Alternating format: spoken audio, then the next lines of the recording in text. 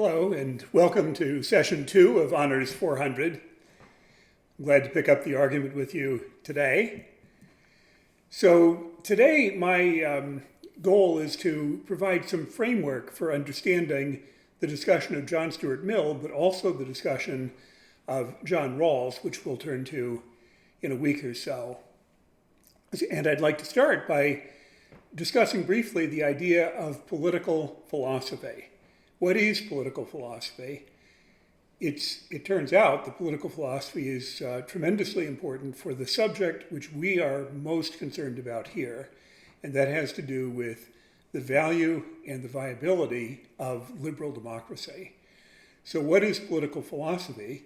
And my very brief description would be to say that it is a field in which we debate and discuss the principles and the theories and the values which come to mind about the nature and the moral requirements of collective life together within society. Political philosophy is concerned with justice, with the nature of the good state, and with the obligations that we as citizens have to the whole, but also the limits and constraints which the whole society has with regard to its behavior towards the individual citizen. There's an interesting distinction which runs through much political philosophy, the distinction between the idea of the public realm, where we function as citizens, and the private realm, where we function as private, self-interested individuals. And I would like to emphasize that political philosophy is and has always been a very practical subject. It asks a general question: how should groups of individuals govern themselves? How should we live together justly and peacefully? And then finally, what constitutes a just and legitimate state? So one question which political philosophers have needed to confront is the question of what is the relationship between the individual and political society, individual and community. What is the value of political society, or what the Greeks referred to as the polis? And you may be taken back to your discussion several years ago in the Four Trials course of Socrates and his life in Athens, the city-state of Athens. And one observation is that political society is more than just a location where we do our private activities. It is a morally constituted community, or at least this is one set of values that we can have about political society, that it is a place where equal citizens can flourish, a place that has moral importance over and above the individual wants and desires and liberties which we pursue in everyday life. And a political society is a place which should be regulated by principles of justice. It should be a place where the basic institutions treat everyone fairly and legitimately. And furthermore, a just society is one in which the moral emotions of loyalty, patriotism, civic commitment, these ideas make sense in the context of the polis or of political society. And this turns out to be both a theme of political philosophy over a period of 2,000 years, but also a fundamental question.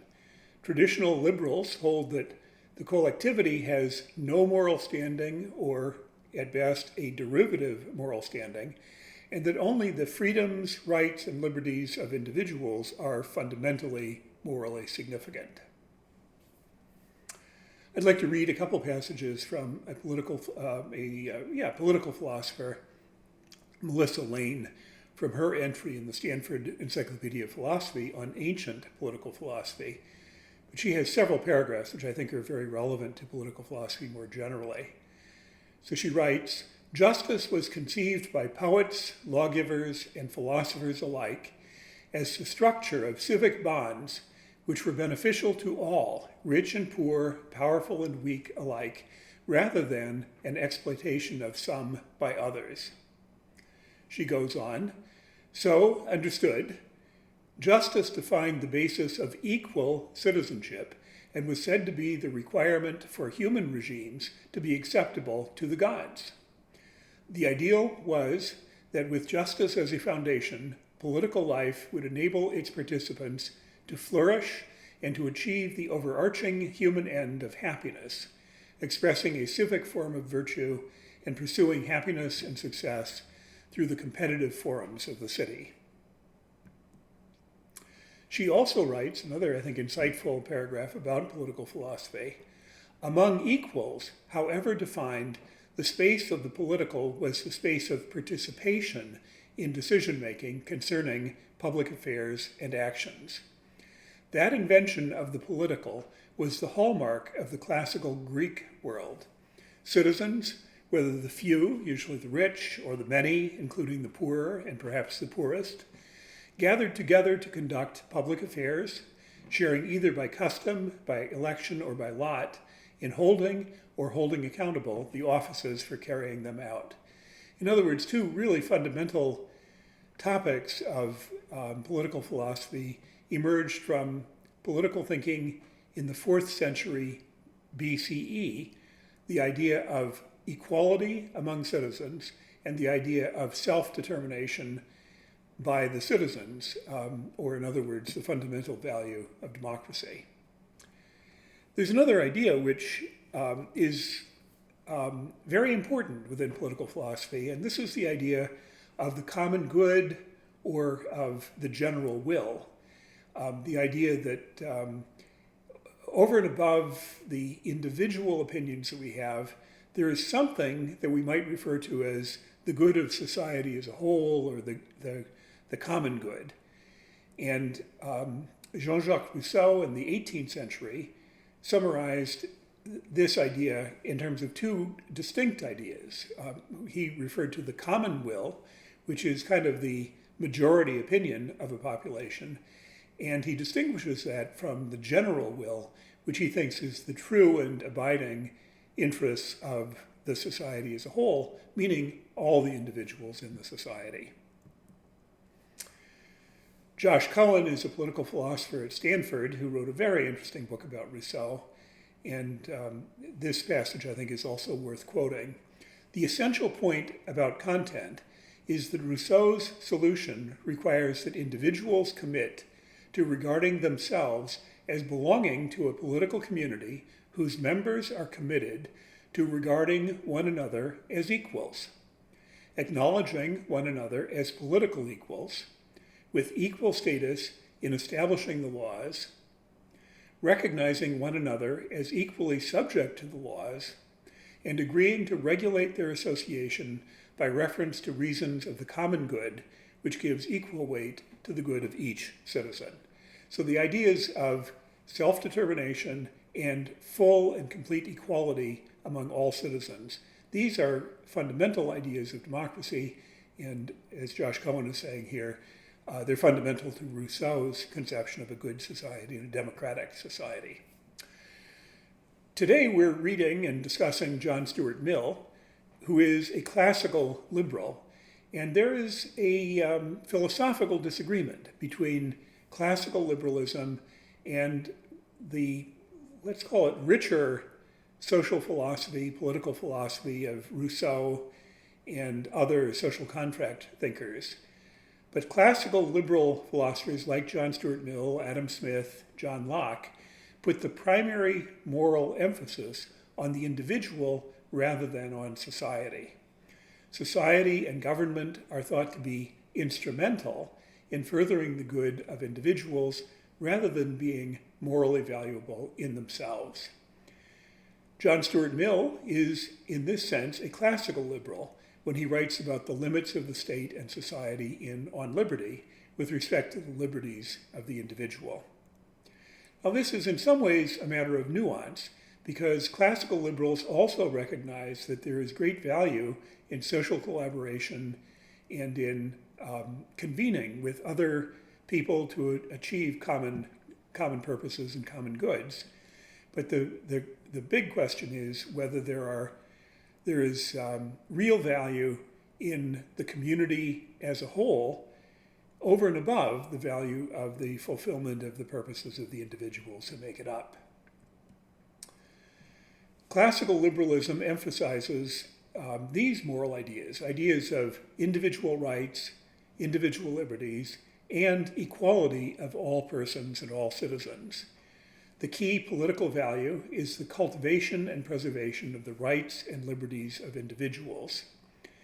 Liberal democracy always depends on the moral and political equality of its citizens, even though we all recognize that equality throughout centuries is impaired at various times because of various invidious distinctions which arise in society.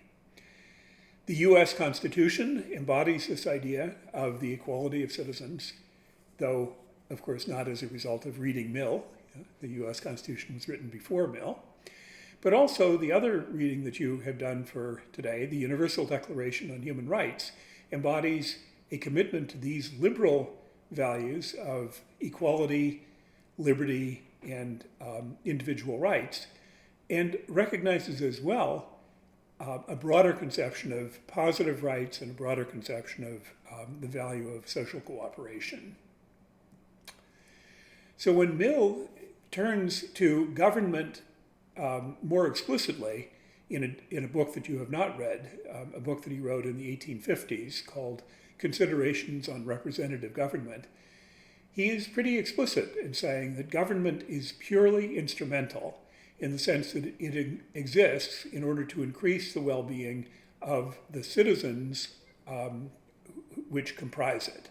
Government itself has no intrinsic value. It is only valuable insofar as it brings about and maintains the good of its citizens as individuals. This book, by the way, Considerations on Representative Government, is a very interesting book to read, and it's very interesting to compare what Mill has to say about the state and democracy in that book with what Rousseau has to say in his social contract theory of the state and justice. In the book that you read for today's session on the liberty of the individual, Mill makes a very strong statement about the relationship between the state and individual liberty. And his view is that there is a strict limit created by morality, a strict limit created by our proper understanding of the dignity of the individual human being. And that limit is that the state cannot limit liberty, cannot limit freedom for any reason except the purpose of preventing harm to other citizens. The only purpose, the only reason for limiting freedoms, limiting liberty, is to prevent harms by one individual or group of individuals against other individuals. So basically, committing harm through violence or action similar to violence, those kinds of behavior can be prohibited and limited by the state. But other kinds of behavior, which are perhaps distasteful or other people don't like, it is Mill's view that the state has no authority whatsoever to create legal limitations on behavior which does not harm other people. So our question, as I said last week in introduction of the course, our question is this: is liberal democracy in the 21st century stable? And I believe that at this time in our history, not only in the United States, but in Europe and Asia and Latin America, this is a hugely important question. Does a society embodying liberal values of individual liberties and democratic decision-making create the sociological conditions which are needed to lead to a self-reinforcing stability over time? Are democratic institutions, using a word that I introduced last time, are democratic institutions resilient? Or, on the other hand, is a liberal democracy vulnerable to being undermined by anti-liberal groups and ideas, groups like neo-Nazis and Ku Klux Klan adherents and white supremacists and so forth?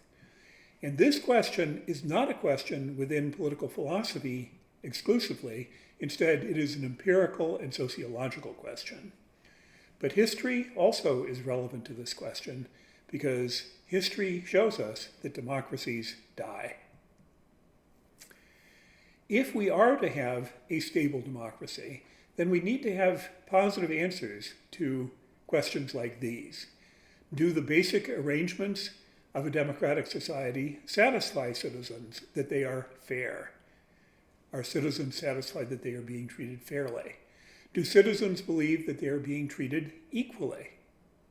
Or are they being exploited? Are other people being treated more favorably? Do the basic arrangements of the democracy create ample and reasonably equal opportunities for everyone? That is, does every individual, does every family have a reasonable chance to improve their conditions of life over time through the opportunities made available to them? And then finally, I think it's pretty clear in the contemporary time period, we have to ask the question, are there ideological issues that undermine the stability of a democracy? Perhaps religious differences, perhaps disagreements about ethnicity and race, or disagreements about the basic institutions of the economy.